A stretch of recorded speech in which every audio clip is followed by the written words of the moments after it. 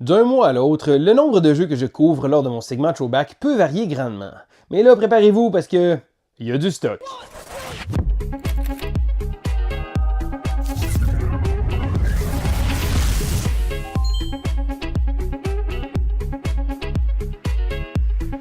Bonjour, l'école du jeu. Mon nom est Sylvain et on se retrouve une fois de plus dans le segment de Throwback du mois de mars 2023. Alors oui, 2023 parce que c'est le but du segment.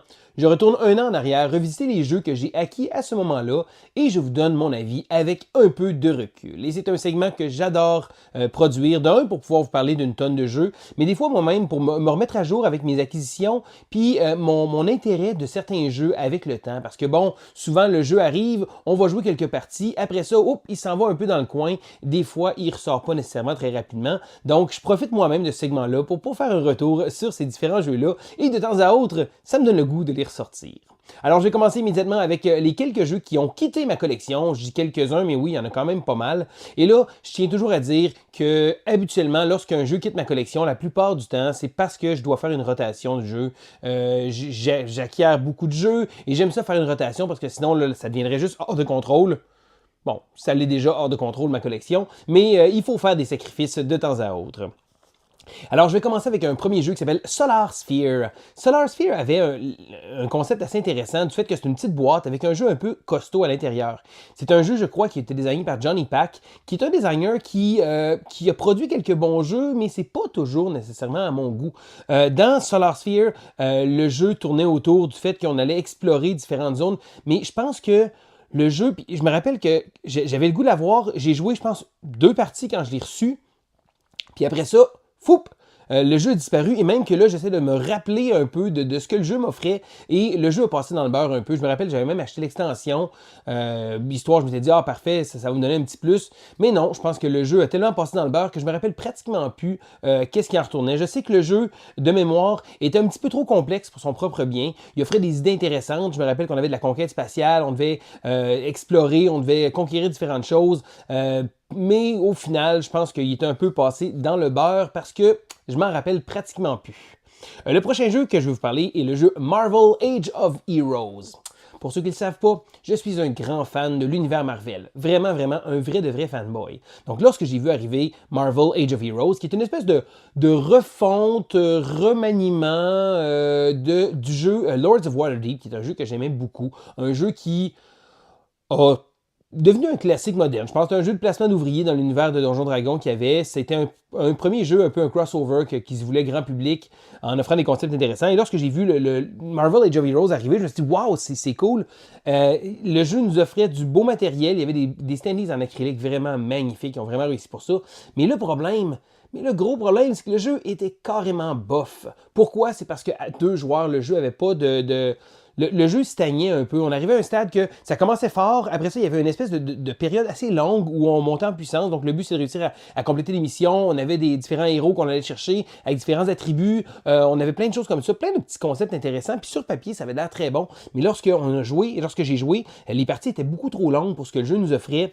Il n'y avait pas une tension intéressante qui se faisait. Puis, le but, c'est de réussir on avait une certaine condition de fin de partie que ça prenait beaucoup trop de temps avant de s'y rendre. Je pense que le jeu aurait bénéficié d'un petit boost, d'un petit boost pour justement augmenter le tempo. Parce que le tempo était vraiment mauvais. Ça faisait en sorte que j'ai pas eu énormément de plaisir. Et là, j'ai joué, je pense, à 2 joueurs. J'ai peut-être joué une partie à 3 joueurs pour l'essayer. Je sais que le jeu mise à être joué probablement avec plus de joueurs. Et ça a été pour moi triste parce que j'adore l'univers de Marvel. Il y avait du beau matériel. Mais non, le jeu a fini par quitter ma collection. Le prochain jeu qui a quitté, c'est le jeu Verdant. Verdant est un petit jeu de puzzle qui ressemble beaucoup à Cascadia. On ne se le cachera pas, le jeu partage beaucoup de son ADN avec Cascadia, mais ici dans Verdant, on doit faire des agencements avec des plantes. Petit fait intéressant, c'est un jeu justement de draft de différents éléments, mais j'adore que dans le jeu, on a des petites plantes et on peut les mettre en pot, et je trouvais ça vraiment génial, on met un petit token de pot sur la plante. Je dirais que c'est un bon petit puzzle, mais le jeu me faisait énormément penser à Cascadia, et je pense que je préfère Cascadia. Donc c'est pas un mauvais jeu, et je sais que c'est un jeu qu'il y a des gens autour de moi qui ont bien apprécié, mais je trouvais que ça faisait un peu doublon avec Cascadia, donc Verdant, c'est pour ça qu'il n'est plus là. Je continue avec un autre jeu qui faisait un peu doublon, c'est le jeu Astro Knights. Astronaut, c'est un jeu de deck building qui partage encore là les mêmes mécanismes que Aeon's End. Alors, c'est fait par la même compagnie, donc il n'y a pas matière à s'inquiéter. Mais c'est vraiment, ils ont repris le jeu, ils l'ont distillé un peu, ils l'ont mis dans un contexte de l'espace, donc un peu science-fiction, où Aeon's End est un peu plus fantastique, et nous offre un concept intéressant. Bon, on a un vilain à affronter, on a des cartes, on a l'histoire qu'on ne brassera pas notre deck. Je pense que ce jeu-là, c'est drôle, c'est qu'en jouant à Astronaut, je me suis dit, ah, c'est le fun, parfait, parce que j'ai énormément de stock de Aeon's End, c'est un jeu que j'aime beaucoup, mais c'est un jeu que j'ai délaissé avec le temps, puis que j'ai mis un peu de côté. Mais là, je suis rendu avec tellement de stock de Aeon's End que je me disais, m'y remettre, ça serait un peu chaotique, ça serait beaucoup trop gros, parce que j'ai beaucoup de stock. Et en jouant à Astronaut, ça m'a donné le goût de rejouer à Aeon's End et je me suis rendu compte que, étant donné que j'ai énormément de stock d'Aeon's End, je pense pas que ça vaut la peine de retomber dans Astronaut. Ceci dit, si vous aimiez l'idée d'Aeon's End, mais le thème fantastique vous plaisait pas, vous préférez un thème science-fiction, ou si vous partez de zéro, je pense que là, Astronaut a sa valeur, son mérite d'être, parce que je pense que le jeu ça fait du bien si on veut commencer tout frais. Bon, il y a quelques petites twists qui le différencient. Ils l'ont simplifié un petit peu. Il y a un marché de cartes qui marche différemment. C'est certain qu'on a moins accès à une grande pool de cartes. Mais je pense que après avoir joué à Aeon's End, je me rends compte à quel point que Aeon's est vraiment super. Donc, si jamais vous ne connaissez pas le concept, vous ne connaissez pas Aeon's End, donnez-vous la chance. Si vous avez la chance d'essayer Astronaut, ça vaut quand même le détour. Je continue avec un jeu qui s'appelle Rolling Heights. Rolling Heights, qui est un jeu de construction de villes et de brassage de dés, de pouces à chance. Beaucoup d'éléments que j'aime beaucoup. Le hic avec ce jeu-là, c'est que j'ai joué 6-7 parties, je pense, dans quand même un court laps de temps. J'ai bien aimé le jeu. C'est un jeu qui est agréable. On doit construire une ville. Pour ça, on doit récupérer des matériaux. On a un petit concept où on va brasser des dés.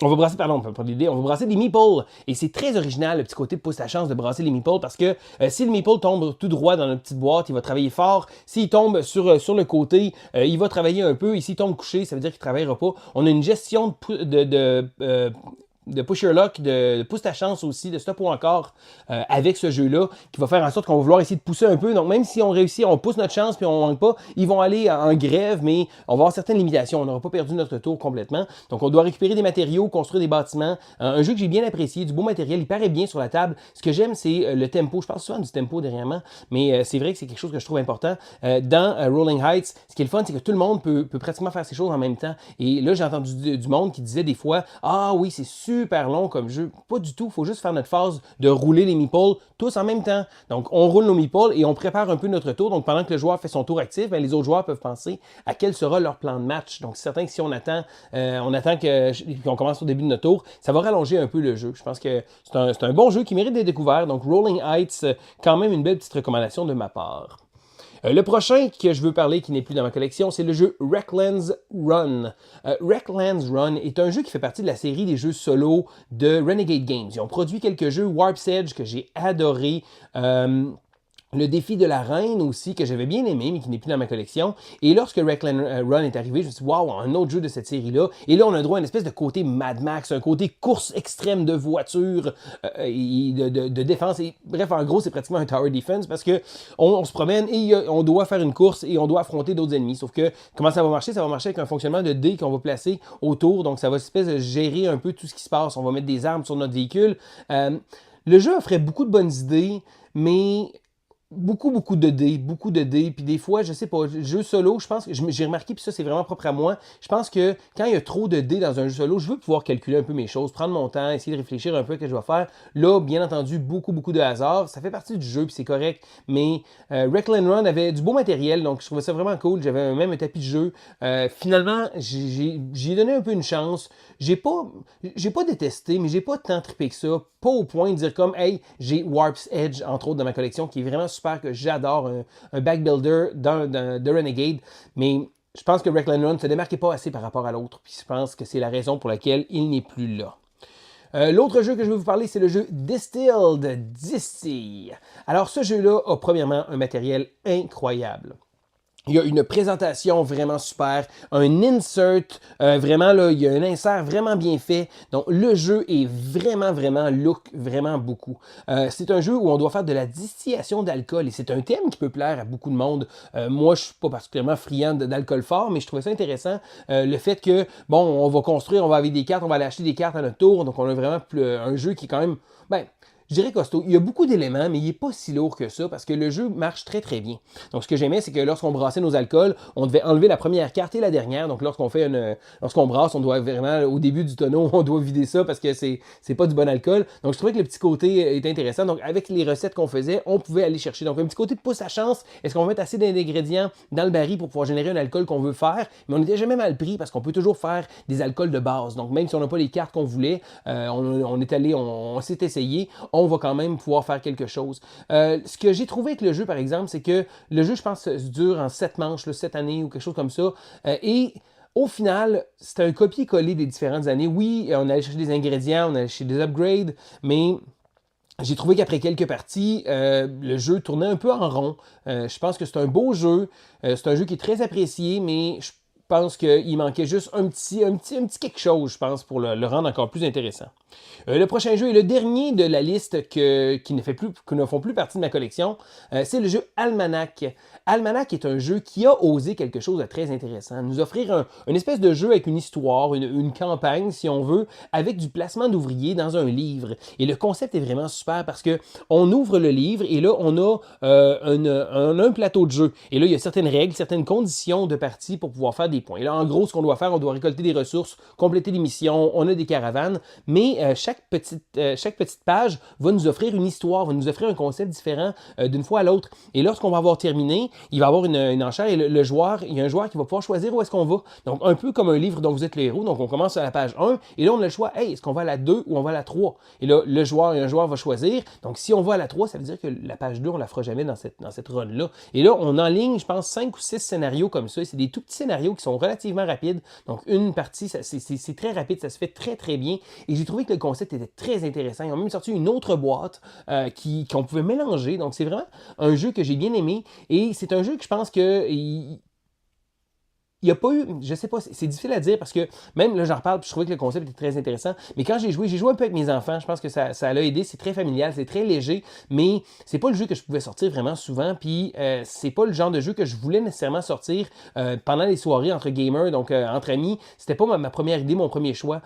J'ai fait une petite aventure avec les enfants. Les enfants ont aimé ça, mais je pense que j'aimais plus ça qu'eux autres. Ça a fait en sorte que le jeu est tombé dans une craque, un peu une craque du divan. Donc le fait qu'il sortait pas, il n'y a pas de mode solo. J'aurais aimé ça avoir un mode solo. Puis là, j'en parle souvent, mais tu sais, des modes solo, c'est pas tous les jeux qui ont besoin d'un mode solo, mais il y en a certains qui pourraient facilement le faire. Puis dans ce cas-là, ici, je pense que le jeu aurait bénéficié d'avoir un petit mode solo pour pouvoir au moins encombrer le joueur ou faire quelque chose. Je pense qu'il y aurait eu moyen de pouvoir générer ça quand même de manière assez facile. Et c'est une occasion manquée, je pense, parce que le concept de base était intéressant. Le concept était très original. Le fait d'avoir une histoire, d'avoir des tableaux différents, que ben, ça se pourrait qu'une partie, on fasse le 1, 2, 6, 8, 9, puis après ça, l'autre partie, c'est 1, 3, 5. Puis tu sais, c'est varié, puis ça donne des petits twists intéressants. Donc, je pense que c'est une occasion manquée, malheureusement. J'aurais vraiment beaucoup aimé avoir un mode solo. Je pense que ça aurait permis de pouvoir probablement rester dans ma collection.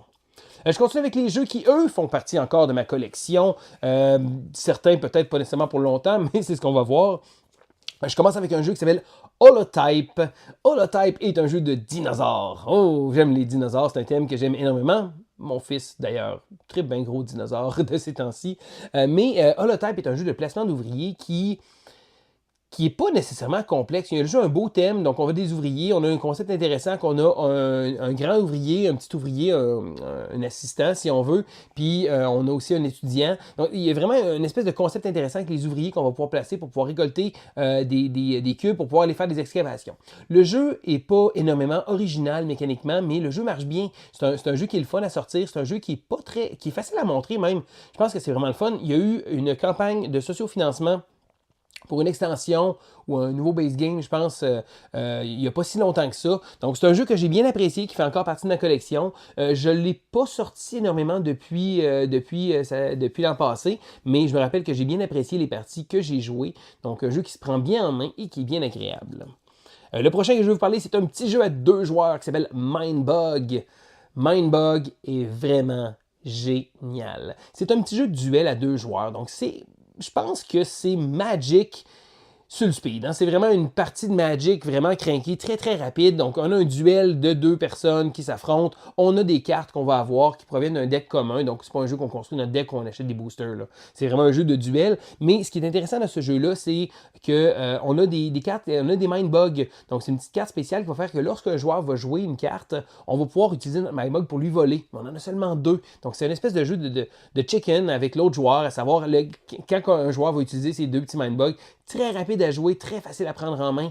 Les cartes sont vraiment géniales parce que pour un jeu qui nous offre des cartes, un deck de cartes, et les cartes ont tous la même valeur en tant que telle, parce que certaines cartes ont des habilités, sont très fortes, ont des habilités qui sont moins intéressantes, d'autres cartes sont vraiment faibles en termes de force, mais vraiment des habilités intéressantes, et le but, ça va être de détruire, bien entendu, les cartes des autres joueurs. Et vraiment, vraiment, un petit jeu de génie. Je sais qu'il y a plusieurs extensions, socio-financement qui sont sorties, mais même juste la petite boîte de base, ça vaut vraiment la peine. Si vous aimez le genre de jeu de duel, certain que si vous aimez pas, si vous aimez des calinours l'un envers l'autre, ce sera pas le jeu pour vous. Donc c'est vraiment un jeu de confrontation directe et uniquement à 2 joueurs. Le prochain jeu que je vais vous parler, c'est un autre jeu de Marvel qui s'appelle Marvel Damage Control. Alors, Damage Control est un jeu de deck building. Donc, c'est un jeu de deck building, mais dans l'univers de Marvel et relativement simple. Donc, c'est un jeu d'entrée de gamme avec un esthétisme assez cartoon. Bon, ça fait bien avec le thème de Marvel, mais ça touche un concept que j'aime beaucoup. Bon, je suis un gros fan de Marvel, donc Damage Control, c'est quoi? Bon, si ça vous intéresse ou pas, ça se trouve être une compagnie, c'est comme une espèce de compagnie d'assurance qui fait les travaux, puis qui récolte beaucoup d'argent avec les dommages que les super-héros font. Donc, on a un concept intéressant de cartes. Donc, il va y avoir des cartes, le rubble, donc des débris qu'il va y avoir. Donc, les cartes qui sont toutes placées pêle-mêle au milieu, et on va pouvoir aller excaver les débris pour aller chercher des artefacts, parce que là, on s'imagine qu'il y a eu un gros combat, puis il y a plein d'items à terre qu'on peut trouver, des choses comme ça. On va recruter aussi des super-héros qu'il va avoir, mais le jeu tourne vraiment autour de la compagnie Damage Control. Je trouve que le jeu est bien, le jeu n'est pas exceptionnel, on se le cachera pas, c'est pas un jeu qui est incroyable, mais le thème léger, le petit côté de deck building intéressant qu'on construit en ajoutant différents éléments, les débris par terre, j'ai trouvé que le jeu était quand même très amusant. Je continue avec un jeu qui s'appelle Star Wars The Deck Building Game. Alors, Star Wars The Deck Building Game est un jeu à 2 joueurs, donc de duel, un autre jeu de duel comme ça qui est sorti l'an passé. C'est un jeu qui utilise beaucoup, un concept relativement similaire à Star Realm ou Hero Realm, si vous connaissez ces jeux-là. Donc, on a une rivière de cartes au milieu, mais ce qui est intéressant avec ce jeu-là, c'est qu'un côté va jouer, bien entendu, l'Empire et l'autre côté, les rebelles, et on va avoir des cartes, et les cartes vont appartenir soit à une faction, à l'autre où il y a des cartes neutres, mais pour une carte, exemple, je suis l'Empire, la carte de rebelle en avant de moi, je vais pouvoir la détruire, donc je vais pouvoir la vaincre, et l'autre joueur, les rebelles, vont pouvoir la recruter. Donc, on a une espèce de petit côté très intéressant par rapport à ça. Le but est de vaincre la base de l'autre joueur. On a également un concept de force, donc on va tirer une espèce de tug of war, un souk à la corde, qu'on va faire entre les joueurs comme ça pour aller chercher la force. Et lorsqu'on a la force de notre côté, on a droit à certains bénéfices, certains bonus. Je pense que c'est un jeu que j'ai trouvé intéressant au début, mais comme beaucoup de deck builders de cette nature-là, le problème c'est que si on veut que le jeu reste actif, reste actuel et reste intéressant, on doit sortir des extensions. Et là, bon, bien entendu, hein, Fantasy Flight Game est bon d'habitude pour ça, de sortir des extensions. Mais là, on n'a pas encore entendu parler de savoir s'il y en aurait. Donc, est-ce que le jeu va être contenu comme ça? Parce que c'est un bon jeu de deck building, un bon standalone comme ça. Je pense que le jeu aurait tout à gagner avec l'univers de Star Wars, en plus de ça, de pouvoir étendre leurs horizons, de pouvoir aller chercher plus de cartes, plus de nouveaux concepts, plus de choses comme ça, parce que l'idée était très bonne. Donc c'est certain que moi, je l'ai conservé dans ma collection parce que, justement, il y a ça, il y a le thème de Star Wars que j'aime beaucoup. C'est certain, si vous êtes moins Star Wars, je sais pas si le jeu va tant vous plaire que ça, parce que le thème est là pour beaucoup, c'est un univers qui est très riche, très intéressant aussi. Moi, j'ai bien apprécié, et j'espère, je me croise les doigts pour qu'il y ait une extension un de ces jours. Ensuite, je vous parle de Magna Roma. Magna Roma, j'en ai parlé il n'y a pas si longtemps que ça dans un coin de neuf. C'est un jeu de placement de tuiles où on va construire une espèce de grille, je pense de 5 par 5 ou 6 par 6 avec des tuiles. Il va y avoir différents éléments qu'on va placer, donc différentes sur les côtés des tuiles, il y a différents symboles et chaque symbole, lorsqu'on va les connecter ensemble, va avoir un certain bonus. On va réussir à gagner des ressources comme ça. Le jeu vient, j'ai l'extension aussi Dominus, puis j'ai l'extension Deluxe aussi qui rajoute des petits monuments, donc des petits monuments en plastique qui sont pas du tout nécessaires. C'est vraiment juste pour le visuel. J'aime beaucoup les jeux de placement de tuiles. J'aime beaucoup les jeux de construction de ville. Celui-là, on va drafter les tuiles avec un petit concept assez intéressant. Mais pour y avoir rejoué il n'y a pas si longtemps que ça, je pense que le jeu le jeu manque clairement quelque chose. Je pense que, tu sais, il est bien beau, c'est un beau petit casse-tête, mais c'est une grosse boîte. Puis, tu sais, pour un jeu qui m'offre un concept que je peux retrouver dans une toute petite boîte avec des jeux que je vais préférer, même aimer mieux sortir, Magna Roma, pour moi, n'a pas été vraiment super. D'ailleurs, il est encore dans ma collection, mais ça devrait pas très tarder. Ça devrait pas tarder que je m'en départisse parce qu'il va probablement aller dans un bazar quelconque. Ensuite de ça, je vais vous parler d'un jeu qui s'appelle Lofoten, un jeu à 2 joueurs que j'avais trouvé original, mais que j'ai pas nécessairement ressorti depuis un bon moment. C'est un jeu où on va devoir tenter de remplir des bateaux vikings avec des différentes ressources. La twist qui est intéressante, c'est qu'on a 3 cartes en main. Et selon le positionnement de la carte, ça va faire des choses différentes. Donc, si jamais on joue la carte de droite, on va déplacer le bateau vers la droite. Il va faire une rotation aussi, parce qu'on a une espèce de tuile carrée qui va tourner. Et là, lorsqu'on va prendre la carte à gauche, on va tout tourner ça à gauche. Et si on joue la carte du milieu, et là, on peut charger ou décharger. Ça amène une gestion de main très, très intéressante. Un jeu qui est bien pensé, qui est pas facile à prendre en main la première partie. Pas que les règles sont complexes, mais c'est le concept, le fait de maximiser l'utilisation des cartes dans notre main, de manière à pouvoir utiliser la bonne carte au bon moment. Et là, si je joue la carte à droite, ben là, c'est certain que ça va tourner à droite. Fait que ça amène une espèce de mindset qui fait en sorte que la première partie tourne un peu carré. Là. C'est un peu bizarre, mais le jeu a des bonnes idées. Le jeu est intéressant pour ça. J'ai bien aimé, il est encore dans ma collection. Il faudrait que je le ressorte. Je pense que c'est un jeu que j'avais trouvé intéressant, mais je pense qu'il faut que je le découvre un petit peu plus. C'est le jeu Lofoten. Je continue avec un trio de jeux qui sont dans ma collection et que je n'ai pas joué. Ben oui. En faisant ma vidéo de throwback, je me rends compte justement de certains jeux que j'aimerais ressortir, d'autres jeux que je me dis « Ah non, finalement, ça vaut pas la peine ». Et je me rends compte aussi de jeux que à ce moment-là, j'avais un intérêt. L'année dernière, j'avais un intérêt pour ces jeux-là, mais on dirait que j'ai pas trouvé le bon moment où je l'amenais dans une rotation. Puis là, souvent, ce que je vais faire pour mes soirées de jeux, je vais avoir 3-4 jeux. Et là, je vais proposer un peu les jeux aux gens, puis je vais demander qu'est-ce qu'ils veulent jouer. Et souvent, ces jeux-là se retrouvaient dans cette sélection-là, mais ils ne faisaient pas la cote finale. Donc, ça veut dire que je l'amenais, et parfait. Et finalement, je n'y ai pas joué. Bon, c'est un signe. Hein. Soit que je suis dû pour y jouer ou je suis dû pour m'en départir parce que ça peut pas rester comme ça quand même. Les jeux, c'est fait pour être joué. Le premier que je vais vous parler, c'est le jeu Rebuilding Seattle. Rebuilding Seattle est un jeu de placement de tuiles et de construction de villes.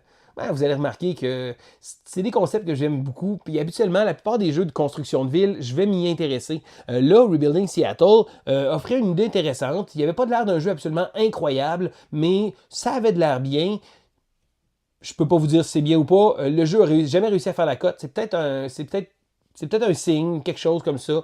Je pense que je vais probablement essayer de le ressortir encore, mais si jamais il est pour ne pas sortir, eh bien, que voulez-vous, il risque de quitter. Ensuite de ça, c'est un jeu que j'ai acquis, puis j'avais hâte de l'essayer, puis finalement, je ne l'ai même pas essayé. C'est Messina 1347. Messina est un jeu du designer Vladimir Suchy. Vladimir qui a produit le jeu, entre autres Underwater Cities et aussi Évacuation, que je n'ai pas encore essayé. Donc Messina avait de l'air intéressant. J'ai eu quelques retours des gens qui m'ont dit c'est bien, mais c'est pas exceptionnel. Puis je pense que mon intérêt pour le jeu a descendu un peu. Il est encore dans ma collection. Il faudrait que j'y joue à un moment donné. Je pense qu'il faudrait que je me batte les fesses pour pouvoir y jouer, mais c'est plus un jeu que j'ai vraiment envie de sortir activement. C'est plus un jeu que je suis encore excité de dire comme « Oh, ouais, j'ai vraiment hâte de l'essayer ». Je sais pas. Je pense qu'il va tomber dans la catégorie des jeux quelconques un peu.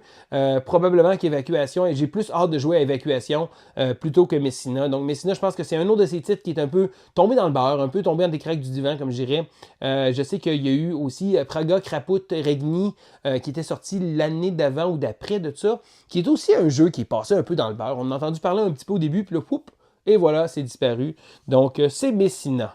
Et le dernier que je vais vous parler, c'est le jeu Dice Manor, qui est un jeu de placement de dés, en fait, qui m'avait l'air intéressant. Le jeu reprend un peu un concept à la Las Vegas, du fait qu'on va brasser des dés, on va avoir des majorités de dés qu'on va prendre un chiffre, on va le placer pour miser, pour pouvoir construire notre manoir. Donc, avec des tuiles qu'on va aller chercher pour pouvoir construire notre manoir.